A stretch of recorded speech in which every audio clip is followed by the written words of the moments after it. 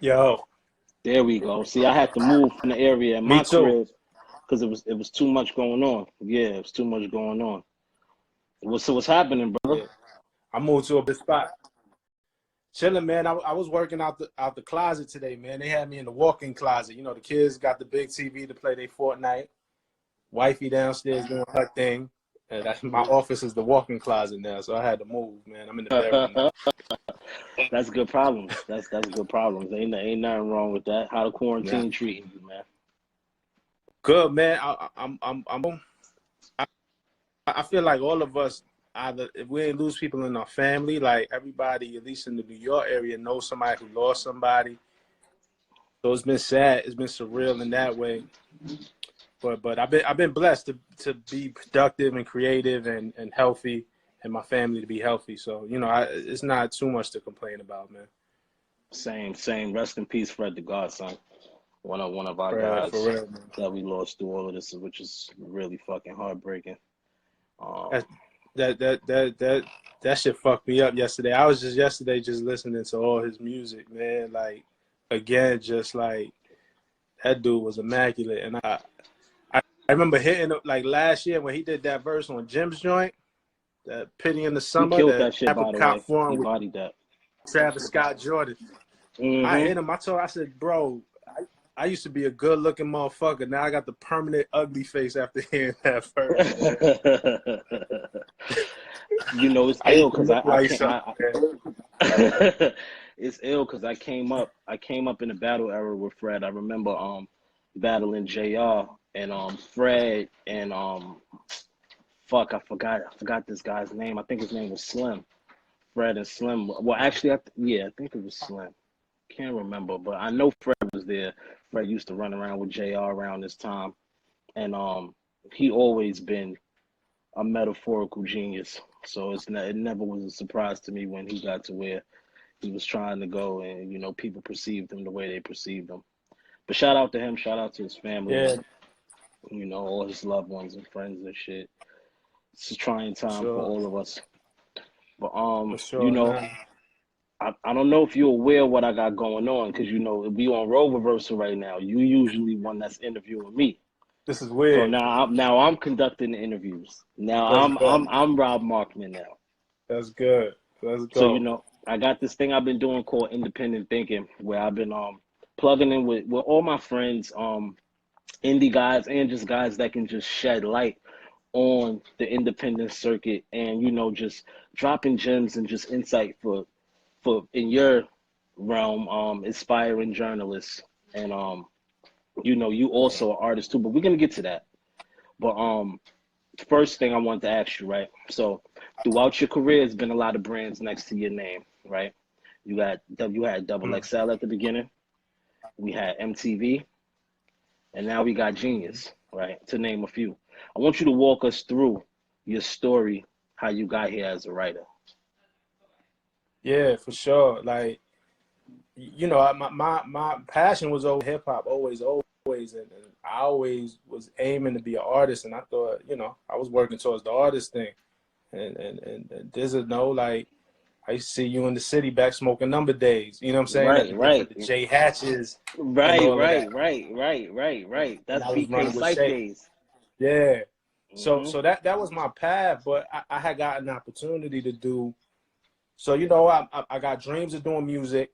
I'm working in the mail room at a company during the day, and then my man Tim Hotep hit me and offered me an opportunity to write for Complex.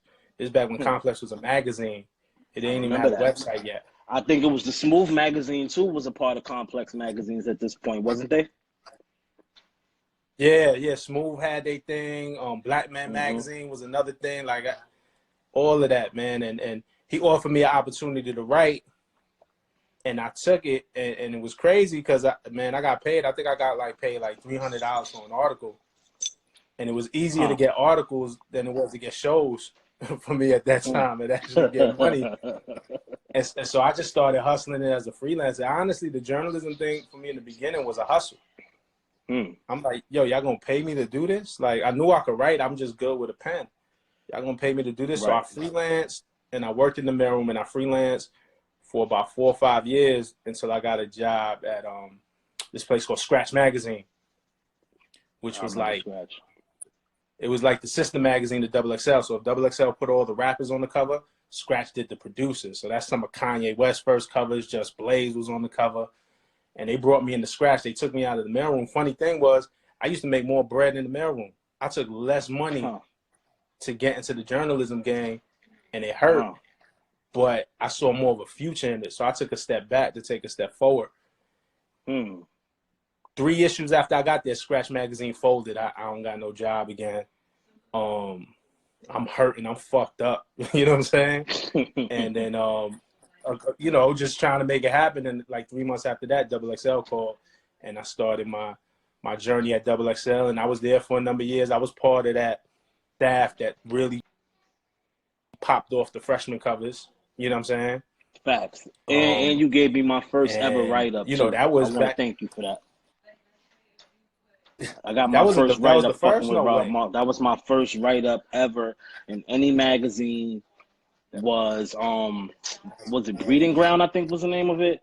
And that was on Double XL, and you gave me my first write-up, my first article. Rob Markman, that's a fact. That's crazy.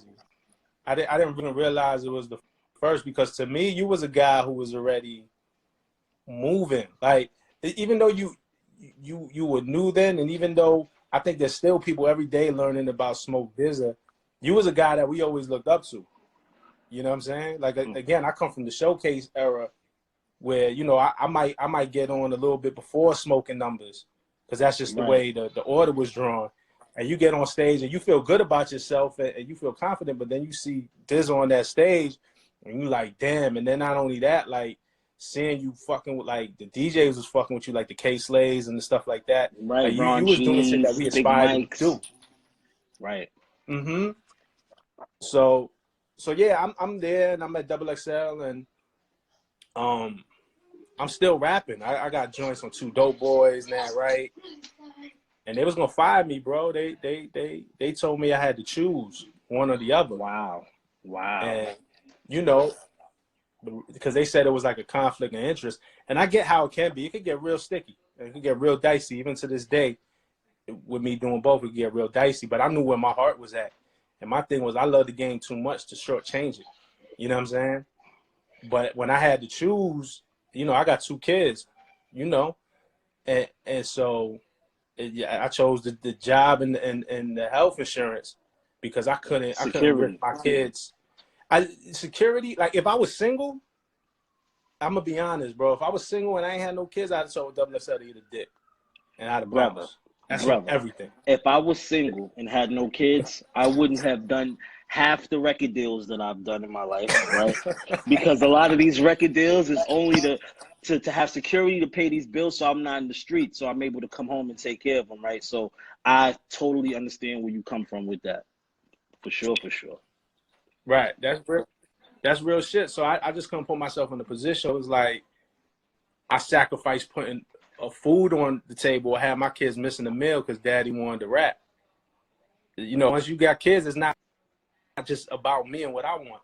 So, you know, I put rap to the side, and I did Double XL, and after a while to MTV, and after a while that got old, and I went to Genius. But it's been a dope ride, man. Like, Double XL really taught me how to be a journalist.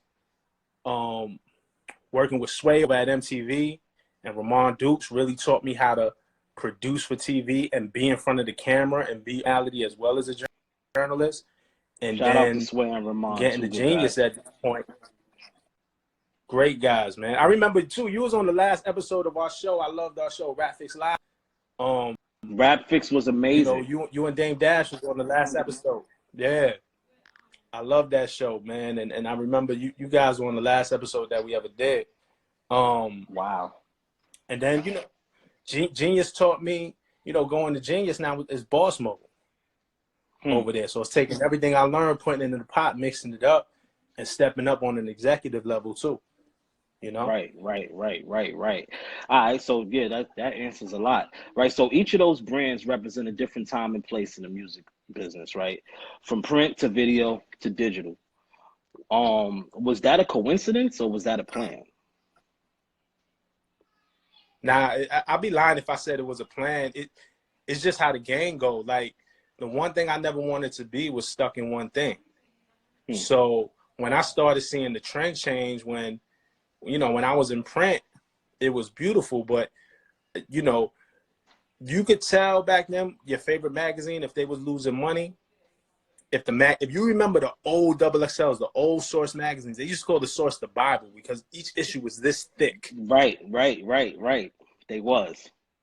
When magazine starts getting slimmer and slimmer and slimmer, that means they're selling less ads. Because a lot of that, remember, you used to open the Source and you used to have to go to, like, you might get a Jordan brand ad for 15 pages before you get to the first article or the table of contents. That means they were selling ads. The thinner a magazine gets, the less money it's generating. So we started seeing the writing on the wall, and I'm like, man, I just can't be print. I got to learn some other shit because this is going to go the way, you're just going to be shut out. And I just Sway had told me that he felt like in my career, I always had the foresight to see what's next. So it wasn't like a plan, but it also was like always looking forward, man, and not being afraid to change and not being afraid to evolve.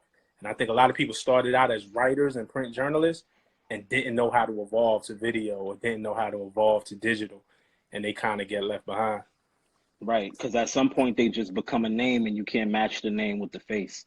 And I think you did really well in matching the name with the face because, when I used to buy XXL magazines and I read the articles, I would always look at the writer of who wrote the article, right? And then I would proceed to read the article. So I used to see you write a lot of articles for a lot of dope people, right? So then when you went to Genius, you got to put your face and be visible.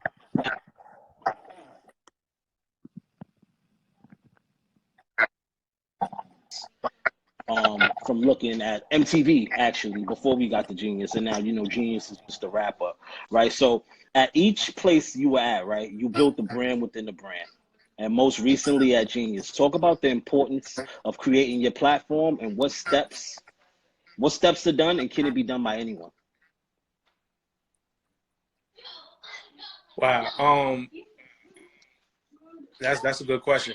I mean, when I went to Genius, by the time I got to Genius, like when I was at XXL, right? I say it like this: XXL was an already established brand. I got there, and I learned from XXL. And MTV was already established brand when I got there, and I learned from MTV, particularly Sway and Ramon Dukes. And Genius was established too, but it was known for other things. I like it like MTV and XXL. That's like playing for the Yankees. When you play for the Yankees, you're supposed to win championships. So as much as I was winning with both of those brands, I always kind of felt like, was it me or was it the brand? Because at the end of the day, too, when I left those brands, shit changed. The building Drastically. Like, I'm just gonna be real. The building always changes when you leave, bro. It always changes when you leave. So when I got to Genius, I was like, it was exciting for me because Genius was already established as the lyrics website. When I got there, what we were talking about was building content around lyrics and around music discussion. And it felt good to be at a brand that was growing and that I could be a part of, because there's a dope team there, that I could be a part of a team that had way to go. MTV already reached its maturity. Right. You know what I'm saying? Right. Because no matter what you did at MTV, everybody was like, yo, but Yo MTV Raps was the shit. You know what I'm saying? When no matter what you did at XXL, it was like, yeah, but when Elliot had it, it was the shit. You know what I'm saying? It reached this maturity. Right. And Genius had somewhere to grow. So I wanted to be a part of that team. So that was almost like when Robbie Cano went to season 1 to Seattle, except Cano ain't win no chips. We win the chips over there. y'all win chips over there. It's different than Robinson Cano. You know what I mean? It's way different. I want to look at it like shit. I don't want to discredit and say LeBron leaving Cleveland to Miami, right? But let's say you were LeBron and you left to win a ring. Let's say that, right? To win more rings. I understand it. Even our brother Hovain, I ain't gonna lie, Hovain to tell you, when I was leaving to go, he was like, yo, is there no way you stay and do Genius at the same time? Can't you keep both? And that was just the concern as my brother, like, yo, I don't want you to go somewhere and be obscure. Like, you know what I'm saying? And there was a lot of people who had questions, but in my heart, I just knew it was going to work. And Genius built the right team. Shout out to my man Beef as well, and Liz, who work over there, just built the right team. Like, it's a total team. And right now it feels dope. And now I'm just like, how can we grow and sustain it, man? Because a lot of shit we was doing that. When I got to Genius, part of the reason why I left MTV too was I felt like I was doing entertainment journalism.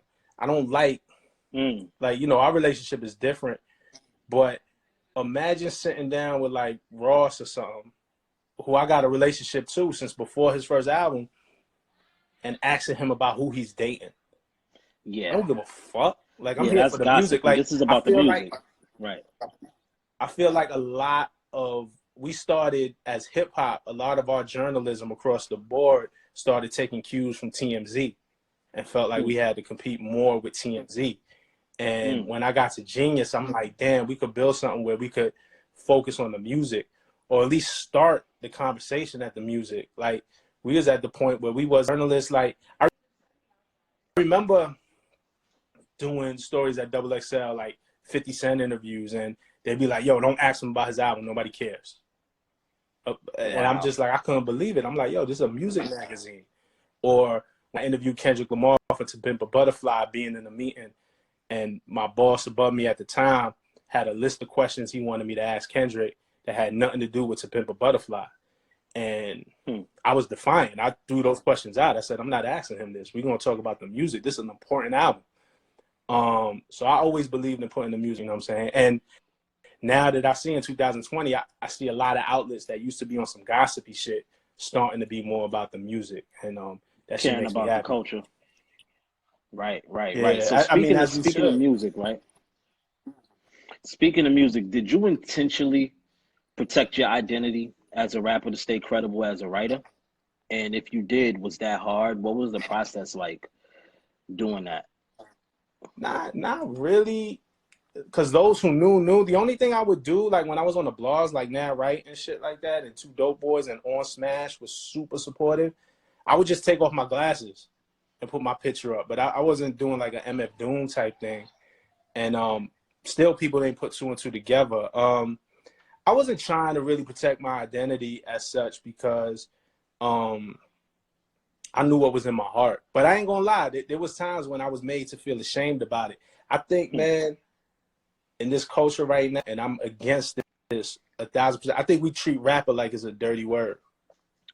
You know, I'm kind of insecure sometimes before I really got to where I got to, when somebody asked me what I did for a living, it would be so hard to say rapper because I felt like it was so demoralizing to what society is, right? So they look at us like, okay, you're a rapper, all right, great. Instead of, you know, viewing us as people that's philanthropists, that's, you know, pushing the culture forward and staying abreast of that. So yeah, I feel you on that.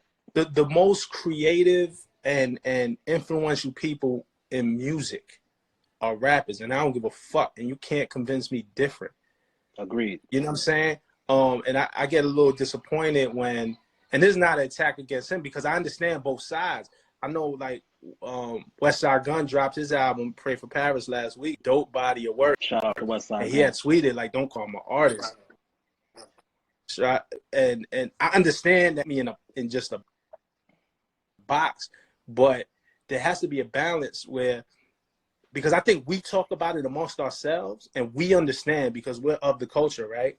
I don't know if you remember last year, Sprite started running the commercial. Remember Sprite used to do the lyric can? Of course. And then last year they ran a commercial with Cody Shane, and she walks into the bodega, and the bodega guy's like, "Yo, I got a famous rapper in my store." She was like, "Rapper? Like, I'm a career-defining artist." Like, what I'm saying is, and she treated rap like it's a dirty thing. This is a Sprite commercial. So I'm like, once we start saying that, then these fucking corporations start getting comfortable with saying that. And we got to stop treating rap like it's a dirty word because everybody's taking their fucking cues from rappers. You know what I'm saying? Taking their style, taking put the words together. Facts. Facts. Yeah. Facts. Guess what? Facts. Guess what? We got auto-tune now, so we could sing too. Just like you, Taylor Right? Swift. Just like it. Right. We could make pop records too. But you'll never be able to write like us. And never be able to captivate the culture like us neither. But shout out to Taylor Swift. Yeah. And I ain't a lot of people that's in. no, You yeah. never know. She was a bad example because I actually think it's funny. I actually think Taylor Swift writes like a rapper. Like it'd be mad subliminals in Taylor's music that be about her old boyfriends and shit. Like she be writing subs like a rapper. Taylor Swift was a bad example, but I just say on a pop level, we could sing now on a pop level with auto-tune. There's no technology that's gonna let you put Smoke DZA like a Fred the Godson. It ain't an app invented that's gonna make you put words together like a Joyner Lucas. You know what I'm saying? Or even a Drake when he's in his bag, or Pusha T. So y'all gotta or respect Big Crit. Gotta throw my guys in there. Shout out to Crit. Right. Absolutely. Joey Badass. We could go all day. We could keep going with that. That's a fact because there's a lot of people that, I don't think that nobody could emulate, without being of this culture and actually being sharp with this pen. So I agree with you on that totally. So I got another question for you. Has anyone ever offered you something? Well, has there ever been anything offered from an artist that will propel your music career but compromise your integrity as a writer? Nah, not yet. Not yet. Like I haven't really, I haven't really crossed that path. I mean, as a journalist, like I've gotten offered the bag before. Has nothing to do. I remember, I ain't gonna say who, but somebody in one of them early freshman covers offered me a duffel. This is what I'm saying, because the freshmen, look, I'm not gonna lie, man. I was hurt that you left XXL because I knew that was my only shot on being on the freshman cover, right? Because at that time, I felt like Vanessa and all of them was just like playing me to the side like the liver. You feel me? So I'm just like, all right, cool. But I know I got my guy in here and he's paying attention. He's with the culture. And then when you left, I was sick. But I know it was a lot of other guys that was campaigning for that cover because that cover made and broke a lot of people at that time, right? So I know it had to be a lot of artists that felt like, the money would change the narrative. So finish getting into that. So somebody offered me $50K. I ain't gonna say who. They ain't relevant now, but they was around. Like if I told you the name, you'd be like, oh, I remember him. And they did it smooth too, because they didn't come up to me. They sent my man to come talk to me. So they sent the go-between. Off of $50K, and I ain't gonna lie, at the time I wasn't making $50K. Remember I told you I was making more money in the mailroom. You know what I'm saying? I ain't gonna lie, for a second I was like, yo. Nigga said, is it all hundreds? Is it assorted bills? Send that shit in. No, I'm joking. But honestly, man, and then literally for 1 second, and I was just like, I can't do it. The shit meant too much. This shit means too much to me. Like, you can't buy your way into this. Listen, has there been mistakes made? Has there been wrong choices made? Absolutely. You know what I'm saying? But I always say you got to move with a pure intention in your heart. As long as I was there, I've never seen nobody take any money, any foul shit for the cover. You know what I'm saying? Do relationships come into play? Sure. You know what I'm saying? But I never seen nobody just fucking pay for a fucking cover. Shout out the whole vein. Yeah. So for real. So I say that to say, like, I've been in compromising situations like that. Or even I get DMs and people be like, yo, how much to get on Genius? It's like, yo, you can't, like, this ain't what it is. But when I stepped into the artist game, it hasn't really been like none of that trade-off stuff, and I wouldn't do it anyway. Like at the end of the day, I'm not really out here looking for features or anything from anybody. Like I just kind of rock with who I rock with, and as long as motherfuckers respect it, I'm like, just don't disrespect, because at the end of the day, I know I'm nice. And, right. And what I do in the day don't affect what I do in the night, and I get busy. So if you fuck with it, I fuck with you. Fuck with me. If not, just leave me the hell alone. Because it's been a couple of, when it gets weird, and this, when it gets competitive, them shots from other rappers that the audience don't hear, but only you hear? But only like, you know? Shooting at me. Oh man, I could go through years of being shot at on the low, where it's like, you know, me and this person is going back at it, back and forth, but nobody know but me and this person. And it's been a lot of good rappers that we've been shooting at. So I totally understand where you at with that. So that's the weird part for me, where it's like I'm shooting at somebody and nobody ever know, and it be the subs. But that's the fun part too. So, you know, that's the part too. I never want to get it twisted. Like, look, and there's been rappers, there's been people in the industry, in the game, who said public shit about me and me Who rapping said and throwing something public shots. about you? If you care to dwell on that. If Berg not, we can sent some keep it. tweets. I don't Young care. Berg? Nah, it's not. Berg sent some tweets. That's interesting. Yeah, and And Berg pen is raw too. I can't front on the hitmaker. His pen is something serious. This is what came as a surprise to me, because it was maybe 3 or 4 weeks before he sent them shots. I was on Twitter like, yo, I remember when Berg used to be in his rap bag. Like, I was a fan. Like, I've interviewed him at XXL. So when he sent that, I was like, yo, that's strange. And I did a joint shots back on my joint, because I'm like, I'm not gonna sit here and Twitter beef with you. Like, that's not my thing. Oh, shit. But I put it on the record. How did this fall under my radar? How did I not? Not many people caught it. It's not like my shit. It's not like my music is the most popular music. Like, if I'm being real, so people who caught but you're it. Popular. But look, I say all that to say this, my man. You know what I'm saying? But and then too, like, people don't. Not you, because you are a connoisseur of this shit. A lot of people, it just go over people's heads. It happens real quickly, with the way that music moves. I say all that to say this ain't even a shot at Bird. If Bird wants to come to Genius and it makes sense, you know what I'm saying? I wouldn't block that. Like that. Like, this has nothing to do with that. This is the point that I'm making.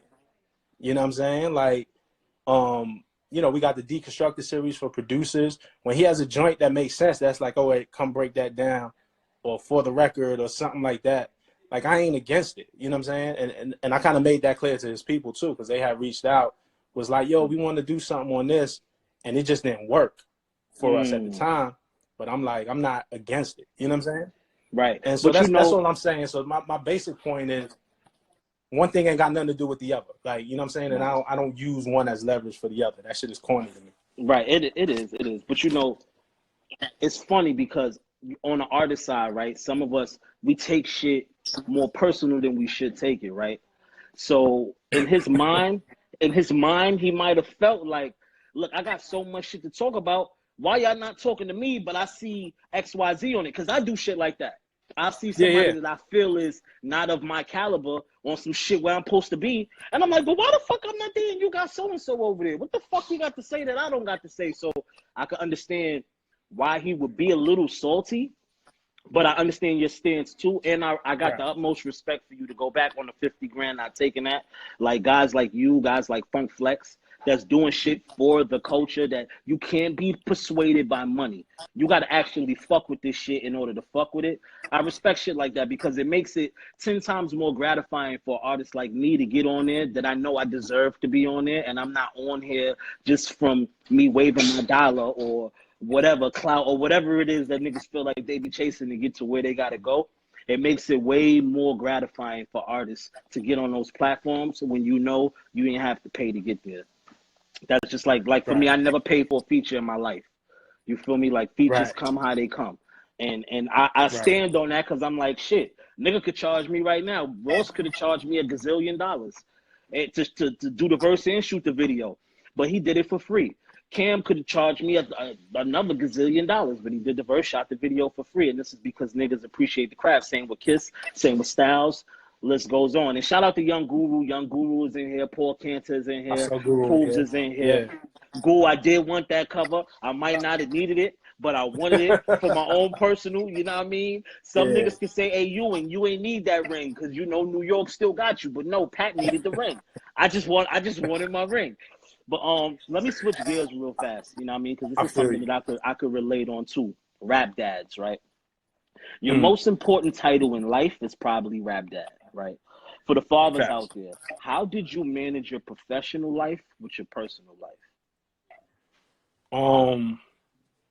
I realized when I come home, my kids don't give a fuck about any of this shit. You see what I'm saying? Like they just want their dad to be like, you know, it's certain times they get excited. Like, you know, if I come home with Drake tickets, you know what I'm saying? With Drake Right, at MSG, or some Kendrick Lamar tickets. Or my son was on Fortnite yesterday when Travis Scott was doing the Travis Scott thing. the So concert. they're fans of it, yeah. But they don't really care. Like, they not tripping. Or the times I be on TV, or, you know, they don't really trip off of it. So my thing is, you know, when I walk in this house, I'm their father. Like, I'm not Rob Markman or whatever that means. You know what I'm saying? And then I include them. I'm transparent with them. You know what I'm saying? I let them know what it is, but I make sure to be present. You know, unless I'm traveling for work or anything, them getting them ready for school. You know what I'm saying? On the nights that I could be home and have dinner with them, I'm doing that. But they see me every day, and I'm blessed for that, to be in the same household with them. But, you know, it's just about being present and communicating with them. You know what I mean? Right. See, for me, like, I know my kids don't give a shit. They can care less. Maybe my oldest, he might care a little bit more because he in high school, so he could front on. Yeah, my dad is on. Yeah. Well, where's your dad? My dad's No. on tour. So she hates it. You can't even. My son is like. She doesn't embarrassed, even bro. like when people ask. Yeah, I think she's embarrassed too, but she's not. I think she's more so like, that's just my dad. Like, get out of here. Like, asking me questions. That's just my dad. Get out of here. You know what I mean? Like, I look at him different. So I get it, and you know, it makes me feel good too, and it fucks me up a little bit. Sometimes it makes me feel this small, right? That I'm doing all this cool shit, right? And they don't give a fuck. They can care less. They just, care. you know, they want their time and they want what they want.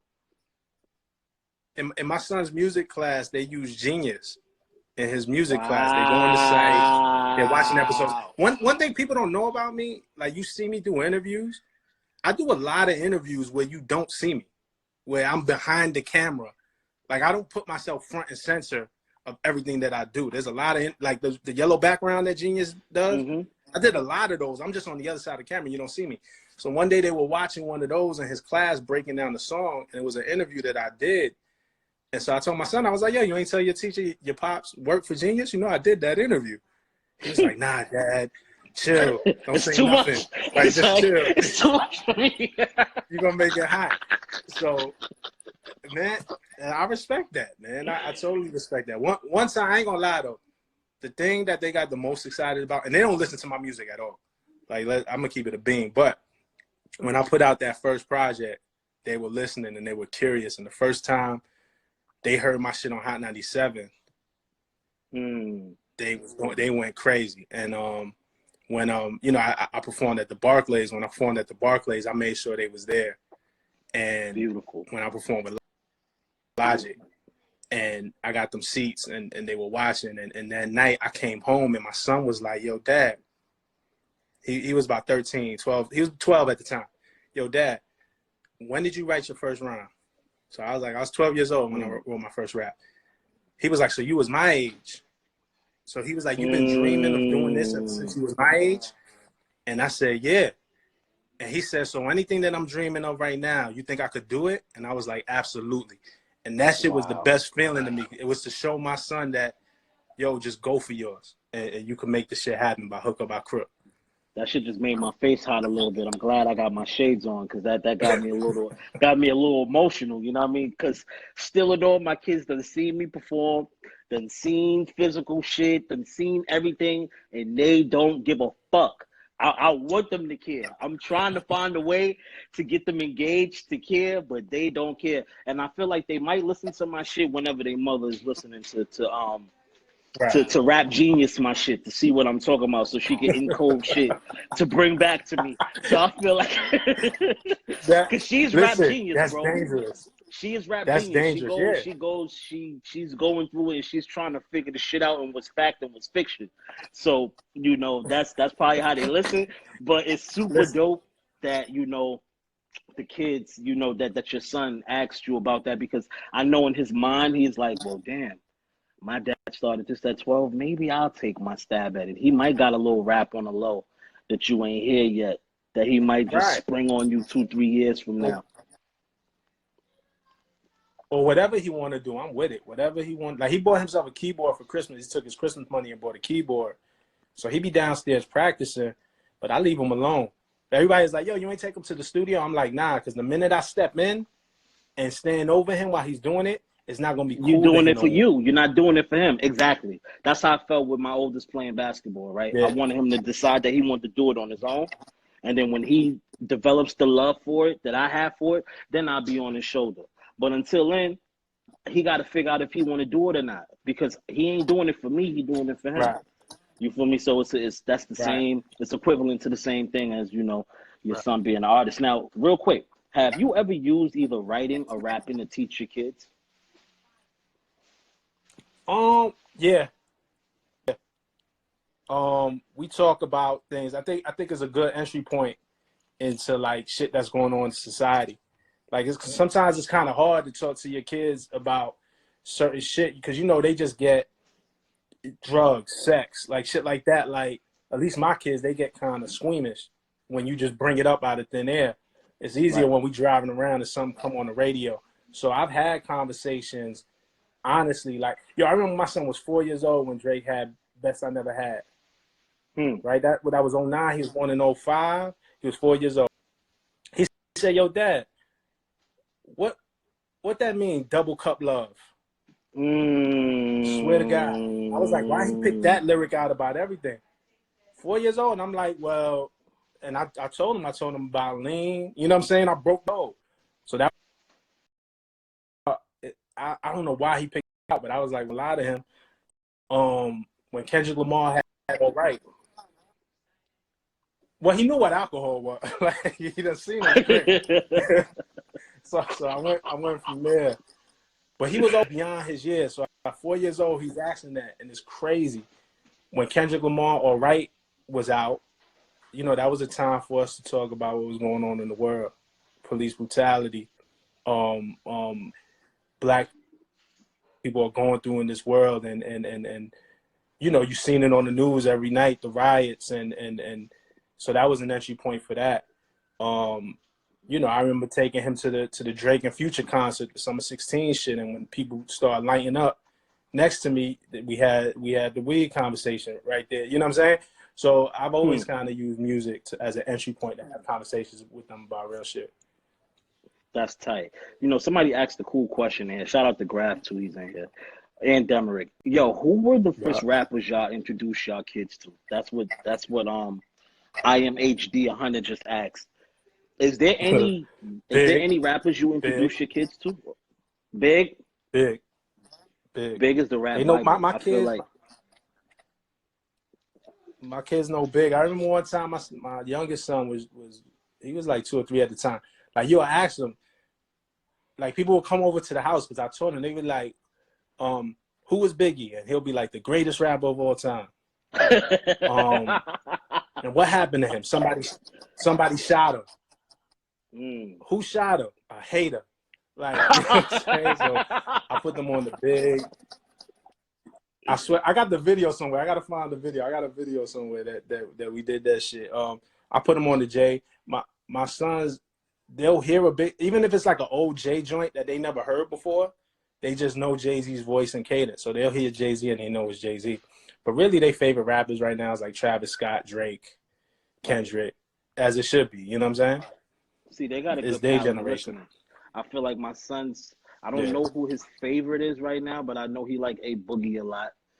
I know he listens to a lot of the auto-tuney, you know, rest in peace XX. He listens to that.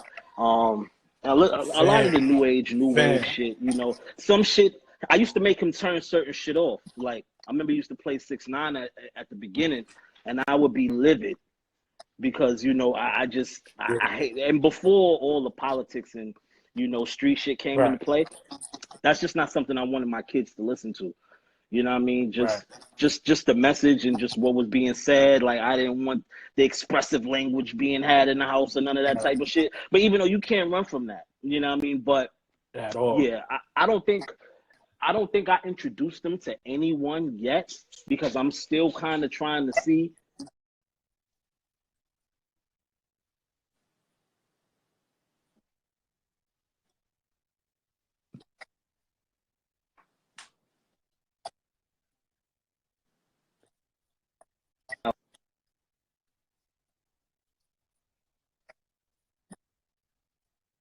That's a little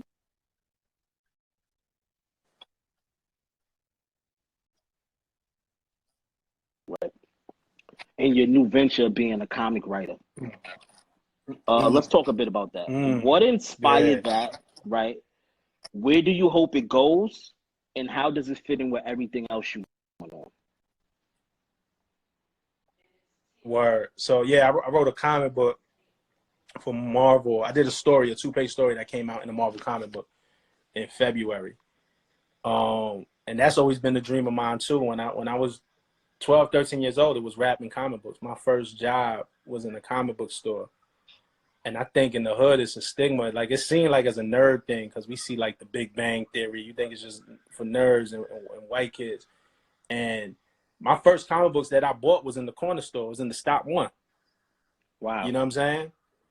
Wow. And what kid didn't want to be Spider-Man? What kid didn't want to be Batman? You know what I'm saying? My kid want to be Spider-Man right now. That's his favorite. Yeah. So, again, it was just always a dream of mine. And I'm at this point in my life where it's like I'm trying to check everything off the bucket list before they get me out of here. You know what I'm saying? And, you know, I'm working on another book, graphic novel, that supposedly, hopefully is going to come out at the end of the year. It's done already. Man, it's just what I love to do. It's a passion, man. Man, that's so dope, bro. I'm very excited for you. I'm very excited to see the next level of Rob Markman. I appreciate you as a journalist, as an artist, as a rapper, as a human being, as a father, everything. Fucking, you know, you one of my guys, and I couldn't have this platform and not speak to a lot of people that inspired me and helped me along the ways. And I appreciate you. And I'm waiting I want my physical comic book. That's one. I got you. And then I'm waiting to see the next level of elevation with Rob Markman. I'm very excited for everything going on, and we need a new tape too, man. And I'm rapping them. I know you don't care about features and all that because I've been bothering you about this shit for, I want to say, 3-4 years already. Send me my record already, man. Just send my record in, man. I got you. That's one of the regrets. I've been so squeamish. Like, and it made me reflect yesterday when Fred passed, because Fred was the first one. Like, I had just bumped into him. He said, "Man, when you need a verse, just hit me, Rob." And I never took him up on it. And it was it's just me. It had nothing to do with him. Like, you know what I'm saying? And you and I have had this conversation many times, but I think it's time to do it, man. And I really respect you as an artist. I respect you as a person. You've been somebody, like I said, who inspired me back when we was doing the J Hat showcases. The new album is fire. Like, I got a playlist. I got, and you was the first person after listening. Nicks. I seen. Yeah. You was the first person there who was giving me the Rob Markman breakdown as the music was playing. You don't know how much that shit meant to me because, like I said, you gave me my first write up in the magazine. Is my shit. Yeah, no, 96 Nicks, Morse Code, The Dark Web with you and T-Pain. Like, this my shit. The joint on there, man. It hit me. The joint when you talking about your moms and what your moms had to overcome with her health. Oh, Fiscal Thoughts. And I was going through a similar thing. Yeah, Fiscal Thoughts. And I was going through a similar thing with my mom. Like, that shit touched me. And I think that's the power of music. I think as much as you talk that fly shit, I think on the surface, if people are looking from afar, they see Fly, you know what I'm saying? They see Harlem, they see Smoke, like, you know what I'm saying? Just you blowing it down. But I love when I dig into each of your projects because it's the depth of a human, the depth of a man, you know what I'm saying? And there's nothing with you that's surface level.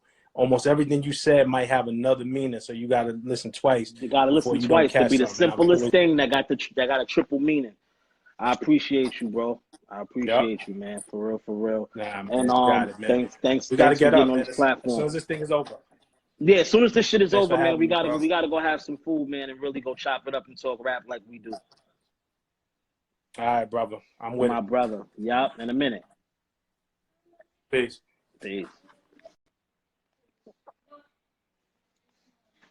Shout out to Rob Markman, man. Good friend of mine. Yeah.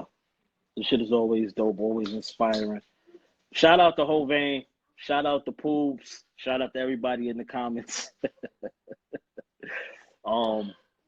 Shit, I think I'm about to get on High Sobriety's page right now and turn into the Kush Guard real fast. But I'm back at 5 p.m. with Dutch, Big Crit's manager, a family member of mine. Shout out to Stam Goody. Family member of mine. And we're going to continue to have these independent talks. And then at 6 p.m., I got the legend Fredro Starr. He's going to stop by and we're going to kick it and talk about, you know, the transition from being a rapper to an actor. So yeah, 4 p.m., I'm on High Sobriety. That's in like 3 minutes. 5 p.m., I'm back on my shit with Dutch De Niro. And 6 p.m., I'm wrapping up with Fredro Starr, the legendary Fredro Starr of Onyx. And thanks for tuning in. Fuck with me, really.